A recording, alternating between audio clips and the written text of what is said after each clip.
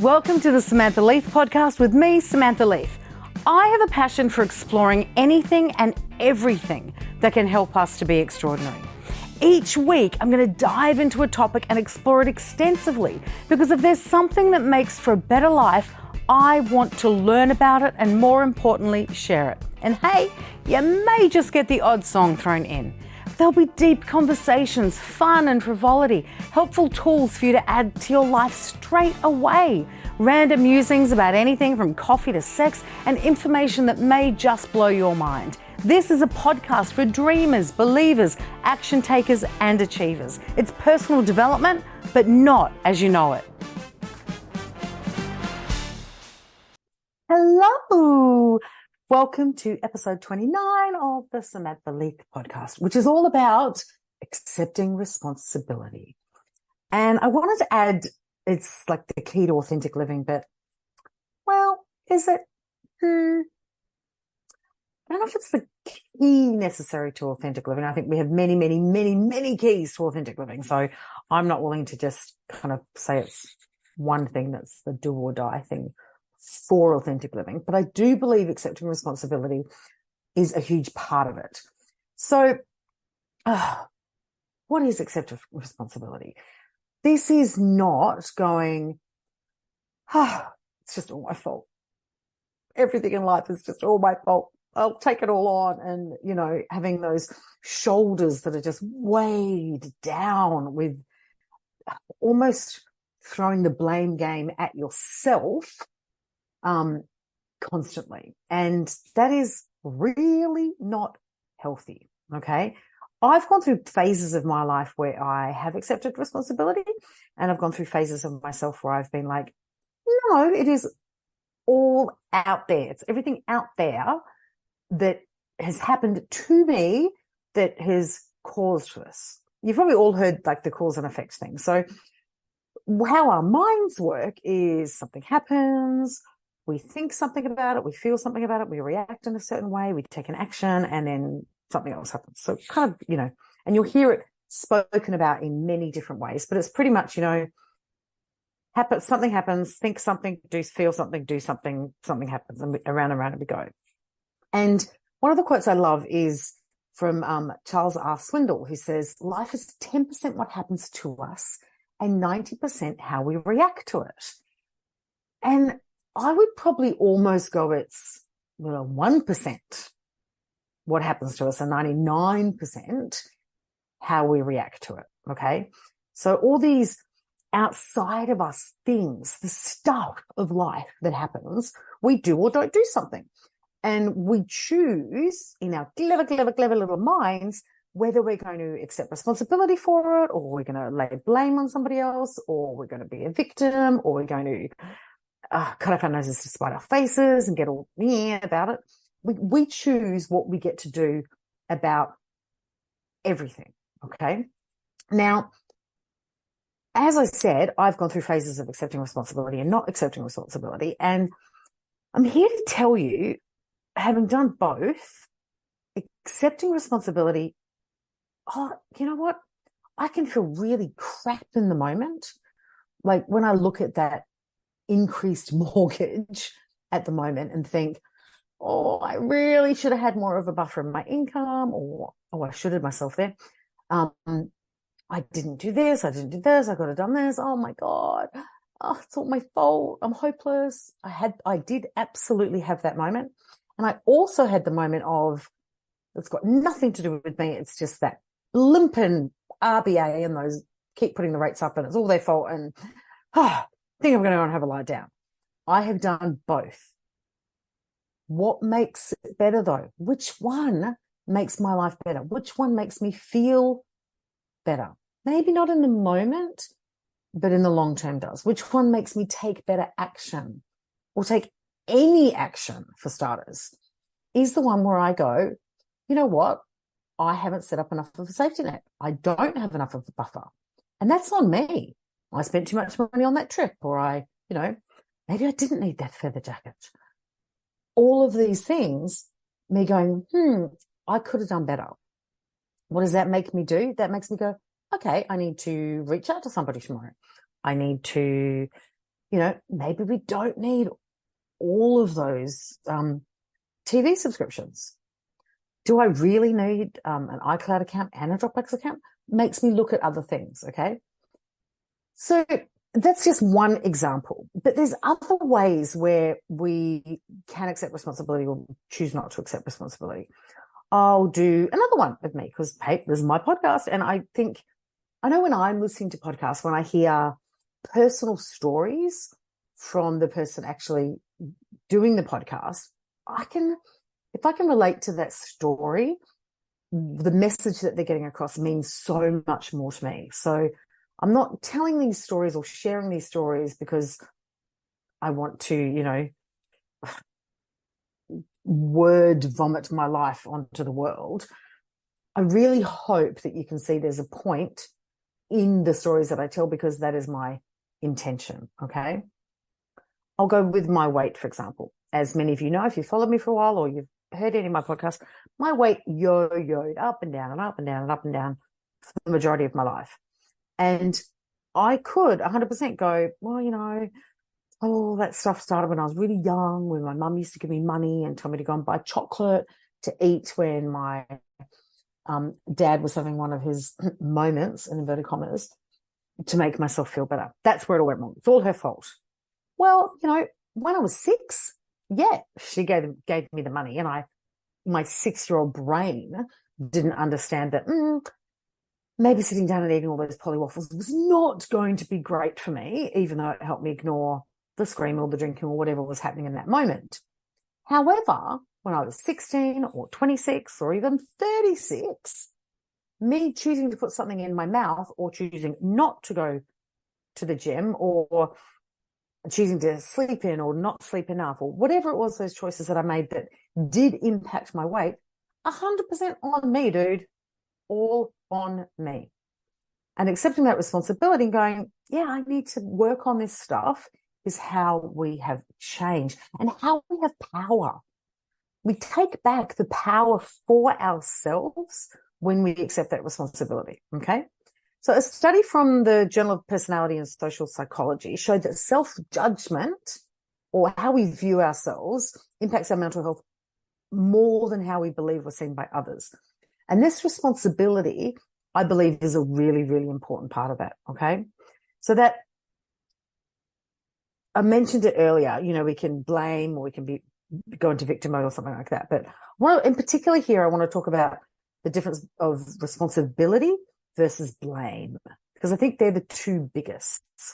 I don't like talking about people when you've got a victim mentality as much, because there are some genuine situations where you're a victim and having someone go, well, you've got such a victim mentality is triggering and not fair in many, many circumstances. So I want to be really careful with how we use that term, okay?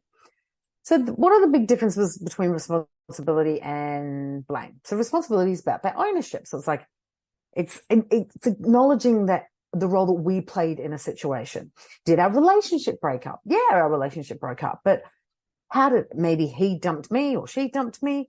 But how did I play a role in that? Was I distant? Did I cheat? Did I work too hard? Did I lie?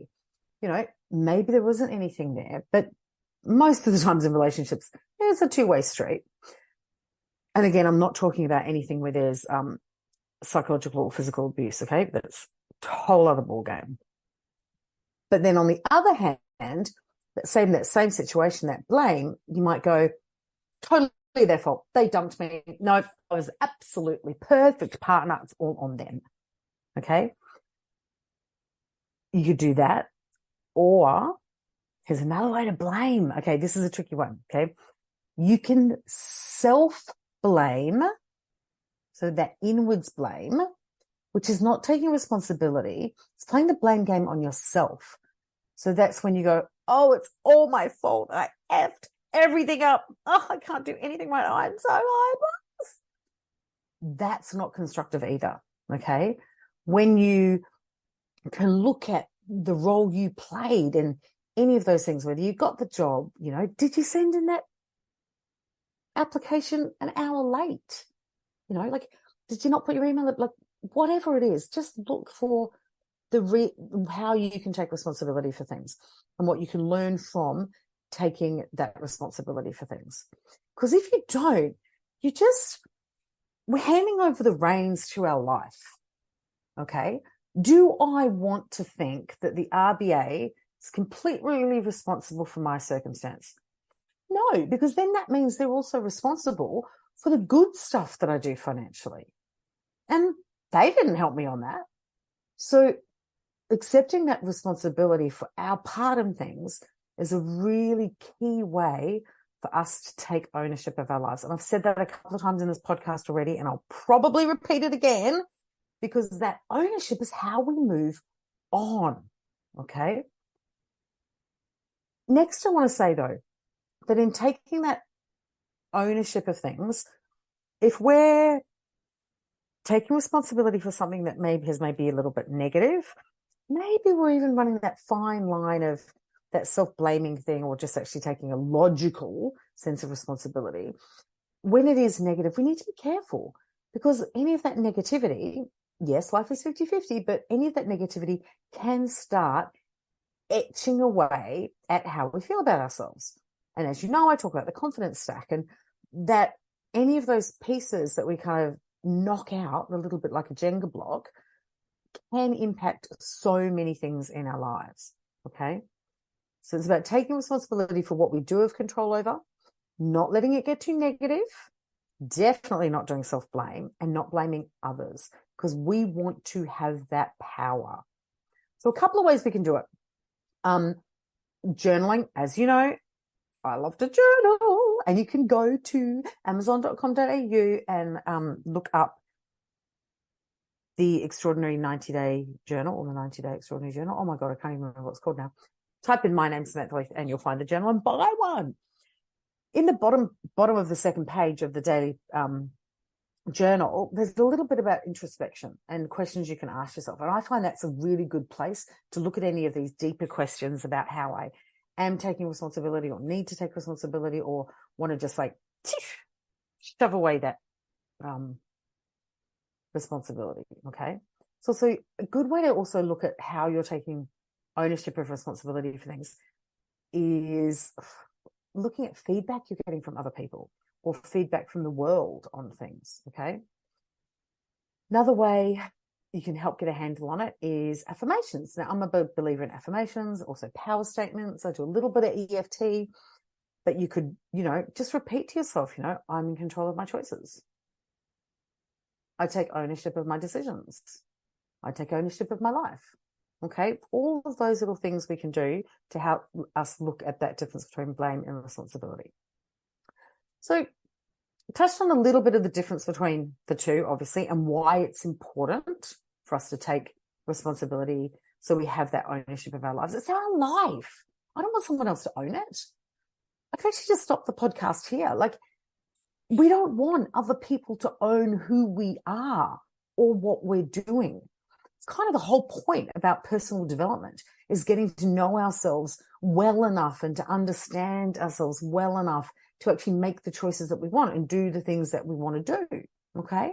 It's one of the beautiful things about having this plastic mind, that where we get to, as Carol Dweck says, change ourselves from being in a fixed mindset to a growth mindset. Our brains are incredible. We get to do that.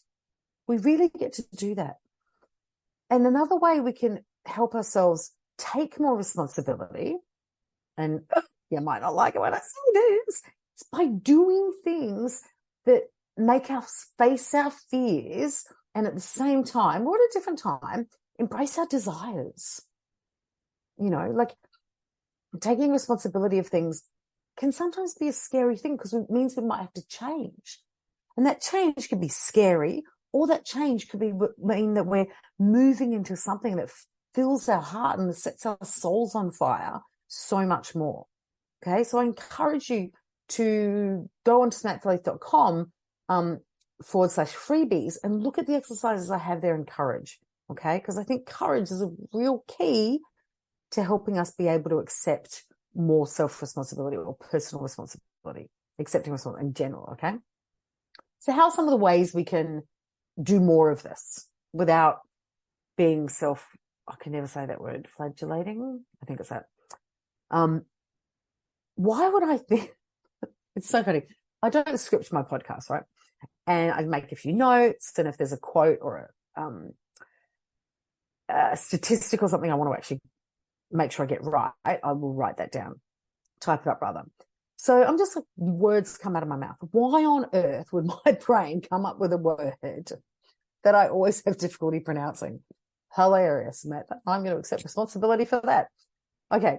So some of the ways we can help ourselves get over this, as I said, journaling. So it's about reflecting and recognizing what's going on, what's influencing what we're doing, where we think we're sitting with whether we're taking responsibility or we're laying blame. Okay. Maybe write down a situation that actually happened. Okay. And ask yourself this question: is it true? There's some amazing work called The Work by Byron Katie, where we do these exercises about, is it true? So in a situation where you are laying blame for something and not wanting to take responsibility for it, write it out and ask yourself, is it true? You know, is it true that the RBA is responsible? Like, just ask yourself the question. And then when you write something down, ask yourself again, is it true? Yes or no? Is it true? Keep going, keep going, keep going. You know, I like goal setting. So I'm going to tell you that goal setting is one of the best ways to help you accept responsibility for your life. That is like the ultimate in taking control of what you're doing. Okay. Go back through the podcast, find some of my goal setting episodes. Again, smathleith.com/freebies. There's a heap on goal setting there. Join the club. Lots of goal setting in there. But setting those goals and doing what you need to do, including setting up habits, being accountable, all that kind of stuff, it helps you get into, ironically, the habit of taking responsibility for your life. Okay. Did you turn up to the airport without your passport? Is it the fault of your last busy day at work, or is it because you weren't organized? Do you need to set up some organization skills? Are you as fit as you want to be? Is it the fault of the weather? Or, you know, could you have got on your indoor treadmill? So many things where we think it's insignificant by not taking ownership of it ourselves. We think it doesn't impact us. It really, truly does. It really, really does. Also, I want to really recommend, I've got a little note here saying people. Actually, it says peeps. Being around people that get you and that take responsibility for their lives and their businesses and their health and their love and their mind and all of those things, oh my golly gosh, really helps you get into practice with this. Really, truly does. So, you know, have a look at smartleaf.com/the club if that interests you.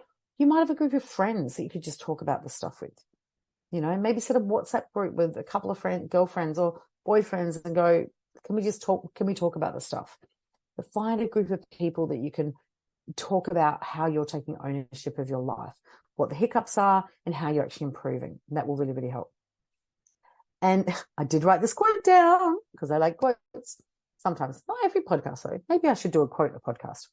Note to self. To thine own self be true. Now, that bloke, Bill Shakespeare, William Shakespeare said that. And we can't be true to ourselves if we're not taking responsibility. Because remember that bit about us that gives away our ownership of our lives and those moments. Again, I'm not talking about true situations where you have been a victim of something.